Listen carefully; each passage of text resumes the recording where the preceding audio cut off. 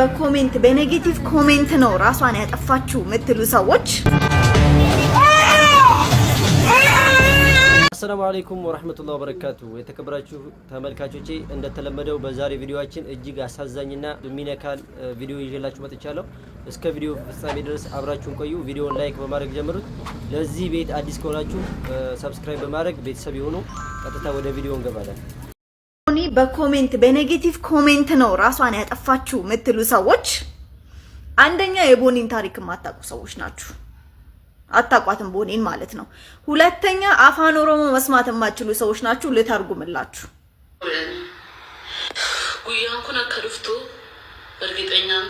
ይቺ ቀን እንደምትመጣ እርግጠኛ ነበርኩ። ይቺ ቀን እንደምትመጣ እርግጠኛ ነበርኩ። የሆነ ታሪክ አለ ማለት ነው። ከናፍዩ አናን መጅረኝ ነገራ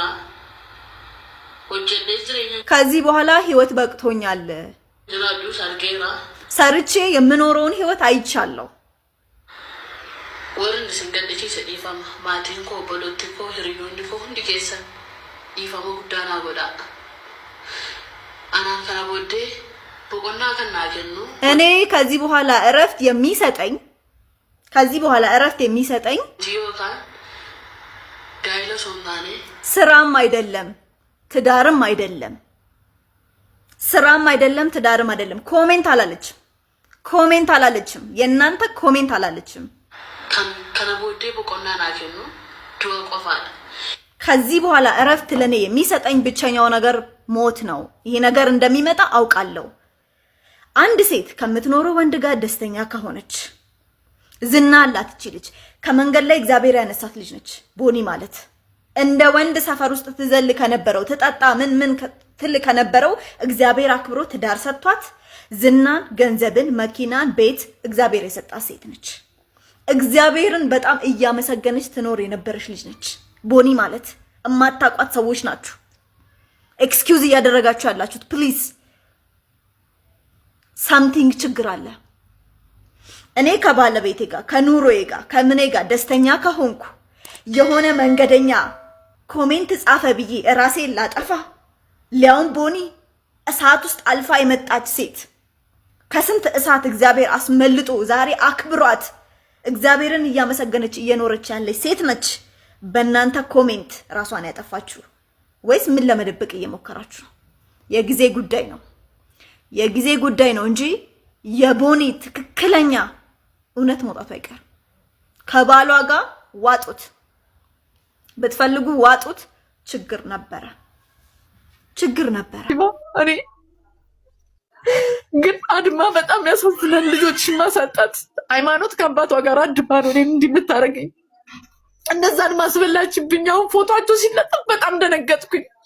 እውነቴን ነው የምነግርሽ። ሁሉም ተቀባብሎ ሲለጥፋቸው እኔ በጣም ነው የተሰማኝ። ለምን 9 ወር የተሸከምሽ ልጅ ማንም እንዲህ ሲያደርግብሽ? እሷ ትዝናናለች እንደፈለገች ይሁን፣ ግን እናት ትጣላለች ወይ? እኔ ከዚህ በላይ ምንም አልችልም። አይዞሽ፣ ውሃ ጠጪ፣ ተረጋጊ ትንሽ። እስከዛ አስታትናገር አንቺ አይዞሽ። ያንቺን ዕዳ ነው ትለኛለች። ያንቺን ዕዳ ነው። እሺ ውሃ ጠጪ ፕሊዝ እባክሽ። አንቺ ውሃ ስትጠጪ የጻፍኩትን ወረቀት ህይወት ታሳይሽ። አምጪ ወረቀቱን አምጪ። ይኸውልሽ አቢባዬ፣ ይኸውልሽ በሜሴጅ በስልኬ ማለት ነው ከተነበበልሽ አወጣልሻለሁ። ይኸውልሽ ፕሮግራም ነበር አቢባዬ። ፀጉሬ ይኸውልሽ እንዳለ ተነቅሏል የለም ማለት ነው። እና ወረዳው ላይ ሴት ማህበር ሰብሳቢ ሆኜ ለ2 ዓመት ሰርቻለሁ ማለት ነው። ስሰራ መድረክ እመራለሁ። እኔ እኮ የሚደግፈኝ አጥቼ ነው እኮ። እኔ ሲሄድ እኮ እየጎተቱ ነው የሚጥሉኝ ማለት ነው፣ ከአላማዬ ማለት ነው እንጂ ከዚህ ማለት የሚሄድ ለሌላም ልጆች ተርፋለሁ ምን ሰው ነኝ ገባሽ? የሙት ልጆችን ሰበስባለሁ፣ ከድሃ ጋር አገናኛለሁ፣ ክርስቲያኖችን ቃሉ፣ ኦርቶዶክሶችን፣ ሙስሊሙ ከሁሉም ጋር ምግባባ ሰው ነኝ ማለት ነው። እና አጠፋችብኝ ባላ ሂውማኒር አረኩ ሀቢባ፣ ሂውማኒር አረኩኝ። ድሬ አሻርብ ለመልበስ ይሰጣኝ በብሬ እኔ አልገዛም። የሚያውቁኝ ሰዎች የሆነ ነገርም በቃ ድሬ ይሰጡኛል፣ ሀደሮችም ምናምን። ስለብስ ሀያታይና ይደውሉላታል ለሷ ለሃይማኖት ማለት ነው። ለመጀመሪያ ልጅ ወጥቻለሁ። አንቺ የቀለሽ ቅሌታማ አሮጊት ተዋርደሽ አታዋርጅን። ዊጉን አውልቀሽ ጣይ ከጸጉርሽ የሚል ሜሴጅ ላከችልኝ። ስብሰባ እየመራው ሀቢባዬ እኔ እሷን ስለወለድኩኝ ውርደታም እናት አይደለሁም። የሚነበብልሽ ከሆነ ያው ይነበብልሻል። አይነበብልኝም። በውስጥ ትልኪልኛለሽ። ያንዱን በሜሴጅ እልክልሻለሁ። 7 ሜሴጅ በሽታሽን ሸምተሽ እንዳትመጪ ቅሌታም አሮጊት። ምን ትለኛለች መሰለሽ? አንደኛሽን አግብተሽ ብትቀመጪ ጥሩ ነው። በየሱሪው መገኘትሽ ሳያስ ማይም እኮ ነሽ አንቺ ዘገምተኛ። ዊጉን አውልቂና ጣይ። በአንድ ቀን 7 ሜሴጅ ላከችልኝ። ሀቢባ ወንድሜ በሽተኛ ነው። የልብ ታማሚ ወንድም አለኝ። እኔ ብቻ ነኝ ለሱ ያለሁት ማለት ነው። ወንድሞቼ ሞተው አልቀው እኔና እሱ ነን የቀረነው ማለት ነው። እና ደብዳቤ የጻፍኩትን አላወቅኩትም ማለት ነው። ወንድሜ ልረዳ አልቻልኩም። ደህናውን ብዬ ነው የጻፍኩት ራሴን ላጠፋ ማለት ነው። እና አንደኛ የምትገለኝ ሃይማኖት ናት ማለት ነው። ወንድሜም ማለት ነው። እና አሁን ህይወት ከጎን ያለችው ህይወት ይሄን ወረቀት ብያት ሲሄድ ሮጣ ያዘችኝ ማለት ነው። ሮጣ ያዘችኝ በእውነት ለምን ትሞቻለሽ ብላ ተክለ ሃይማኖትን አገናኘችኝ። በቃ ምንም እንደማረግ ራሱ አላውቅም። በደሌን ያለው እውነቴን ነው። ይሁንልሽ ልጅ እክሽ ማንን ታምኛለሽ? በእውነት እንዲህ የምታጠቢው ልጅ ያለው የሚመጣብኝ የወኩትን ነገር ታስሬያለሁ እኮ ሀቢባ ተመቱ ብዬ ከጎረምሳ ጋር ተናንቄ አሰር ቤት ከዱርዬ ጋር 3 ቀን ታስሬያለሁ። ዱርዬ ናት። ውጭ ነው የምታመሸው፣ ከወንድ ጋር ነው የምታመሸው። ሀቢባ ከሴተኛ አዳሪዎች ጋር ነው የምሰራው። በጣም የሚያሳዝኑ ሴቶች አሉ። ብሰራ ቆሜ እንኳን ብታይ እኔ እንዲህ አይነት ይገባኛል። እንዲህ አይነት ውስጥም አልገባሁም። ግን አማራጭ ባገኝ ልገባ እችል ነበር። እሷ እኩያ እኮ ናት። የመጀመሪያ ልጅ ነች። ልትረዳኝ ሲገባ ግሩፕ አደራይታ ከአባቷ ብቻዬን ነኝ። ያው ሀቢባ ሁሉም አደሙ። አባትየውም ለእነሱ ነው፣ እሷም ለእነሱ። ለእኔ ግን የሚሰጠኝ ማንም የለም። 4000 ብር ናት የትራንስፖርት የሚከፈለኝ። ከሱም ላይ ለወንድሜ 2000 ብር ልካለሁ። በቃ ቤት ውስጥ አልጋግርም፣ ሰርቼ አልበላም። እውነቴን ነው የምነግርሽ። እህቶቿ ግን በርገር ነው የሚበሉት። ቦሌ ነው መገናኛ ነው ፈታ በሉ ትላለች። በሰከንድ ትልቅ ይሰማኛል ድምጿን እየሰማሁ እና ትንሽ ይከብዳል። እውነቴን ነው የምነግርሽ። እኔ ራሴን ጠላው። አላህ አያኖረኝ አልኩኝ። እውነቴን ነው። እኔ አላህ ባያኖረኝ ይሻለኛል። ለምን ጭራሽ በልጅሽ መፈጠም ማለት ነው። በልጅሽ እንደለፋሽለት ልጅ አባትም አጣኝ። እኔ ሲያጣኝ በልጆቼ ተበቀለኝ። አየሽ ተበቀለኝ። ዛሬ ሚዲያ አቅርብ ሲባል አልሄድም ማለት እኔ እዛ ነበርኩኝ። ዛሬ ፊት ለፊት እንፋጠጥ እስቲ ከኔ ጋር እናውራ ስል ልጆቼ አትሂድ ብለውኛል። ሃይማኖት ስትደውል ነበር፣ እዛ ቁጭ ብዬ ስትደውል ነበረ ለሚዲያው እያስፈራራችሁ ጠበቃ ቆሜ እከሳለሁ የእህቶቼን ፎቶ አንሳ እያለች ስትከራከር አየሽ። ዛሬም በኔ ላይ አየሽ ጦርነቱ አላበቃም ማለት ነው። ዳዋ ላይ እኔ ጉልበቴ አልቋል። እውነቴን ነው የምልሽ። ሀዘን ጎድቶኛል። ወንድሞቼ ሞተዋል። እንኳን አባት ያዘናል። ለእኔ እኮ ችግር ይበቃኛል። እኔ አሁንም እንድትተወኝ ነው በእውነት።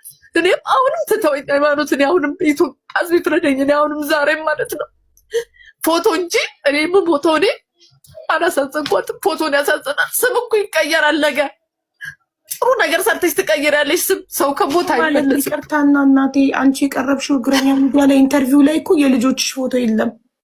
የልጆች ፎቶ ያለው ቲክቶክ ላይ ነው የተለጣጠፈው። ቲክቶክ ላይ ነው። ይሄ ደግሞ ማንነቱ አይታወቅም እንጂ አንቺ ኢንተርቪው የተደረግሽበት ሚዲያ ላይ አይደለም የልጆችሽ ፎቶ የተለጠፈው።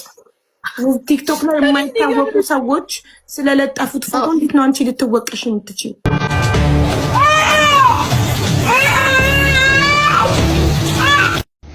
ቢስሚላህ ውድና የተከበራችሁ ወንድምና እህቶች እንደምን ዋላችሁ፣ እንደምን አረፈዳችሁ።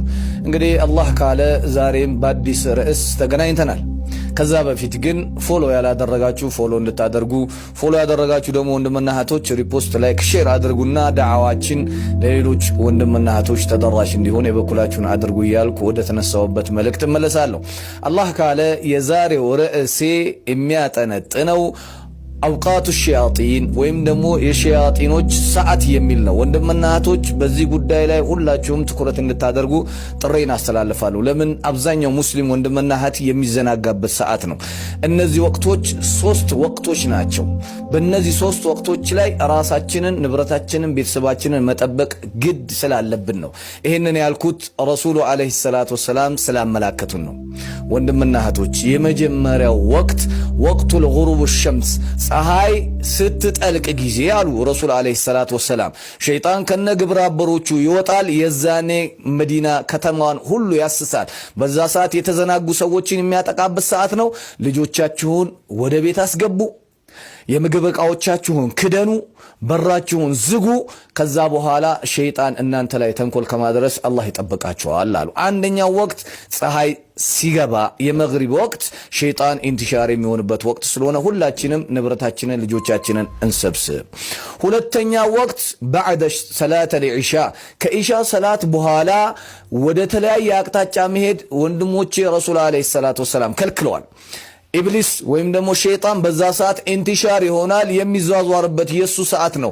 ሙእሚን የሆነ ሰው ሰላተል ኢሻ ሰግዶ ቀጥታ ወደ ቤቱ ነው የሚገባው። አብዛኞቹ ወንድምና እህቶች ሙስሊሞች ግን ወክ እናድርግ፣ ካፌ እንቀመጥ፣ የተለያየ አላህ የማይወዳቸውን ስራዎች የምንሰራው በዛ ሰዓት ነው። ይህንን ተግባር ምን ተገብር ወንድሞች እመኑኝ፣ ለሸይጣን ራሳችንን አሳልፈን እየሰጠን ነው።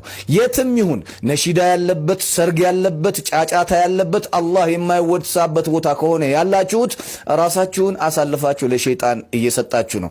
አሁን ደግሞ በሶሻል ሚዲያ እያየን ነው። ሙስሊሞች የሚሰባሰቡበት፣ እራት የሚገባበዙበት፣ እንደዚሁም በነሺዳ ምናምን ጊዜ የምናሳልፍበት ተብሎ ፕሮግራሞች እያየን ነው። ይሄ ከሸሪዓ ቦታ የለው። ኢሻ ሰገድክ፣ ኢሻ ሰገድሽ፣ በተለይ ሴት ልጅ ከሆንሽ ቀጥታ ቤት መግባት ነው።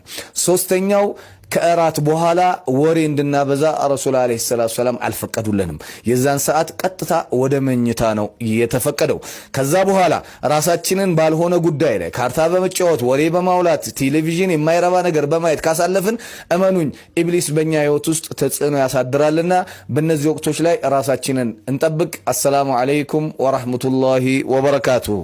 በትግራይ ክልል የሙስሊሞች መቃብር ስፍራ ከሙስሊሞች በህገወጥ መልኩ ተወስዶ ለሌላ እምነት እንደተሰጠ እየተነገረ ይገኛል። በዚህ ምክንያት በዚህ ሰዓት አሁን ማለት ነው የትግራይ ክልል እስልምና ጉዳዮች ከፍተኛ ምክር ቤት መግለጫ አውጥቷል። ይሄ ሁላችንም የሚመለከት ጉዳይ ስለሆነ እስከ መጨረሻው በደንብ ኮፒ ሊንክ ሼር ፖስት ያደርጋችሁ ተከታተሉኝ። የትግራይ ክልል እስልምና ጉዳዮች ከፍተኛ ምክር ቤት በዛሬው ዕለት እንደገለጸው ከሆነ የሙስሊሞች ህጋዊ ንብረት የነበረ ታሪካዊ የሙስሊሞች መቃብር ነገር ግን በህገወጥ መልኩ ከሙስሊሞች በግፍ ተወስዶ ለሌላ እምነት እንደተሰጠ ገልጸዋል። ምክር ቤቱም ለክልሉ የመሬት ሀብት አጠቃቀም ቢሮ ቅሬታውን ያቀረበ ሲሆን እነሱም ይሄ ነገር ህገወጥ መሆኑን አምነዋል፣ በተዘዋዋሪም ቢሆን ማለት ነው። ነገር ግን የሌላ እምነት ተከታዮች ይህንን ነገር ሲያደርጉ በዝምታ ተመልክቷል። የሙስሊሞችን ታሪካዊ ስፍራ በግፍ ሲቀሙ ማለት ነው። ይህም ድርጊት በእስልምና ላይ የተፈጸመ ግልጽ ጥሰት ነው ሲል መጅሊሱ በዛሬው ዕለት መግለጫውን አውጥቷል። እንደዚህ አይነት ዜናዎች ሲመጡ ሁላችሁም በደንብ ሼር፣ ኮፒ ሊንክ፣ ሪፖስት ያደርጋችሁ ማዳረሳችሁን ቀጥሉ። በዚህ ጉዳይ ላይ አዳዲስ ዜና ሲመጣ አደርሳችኋለሁ።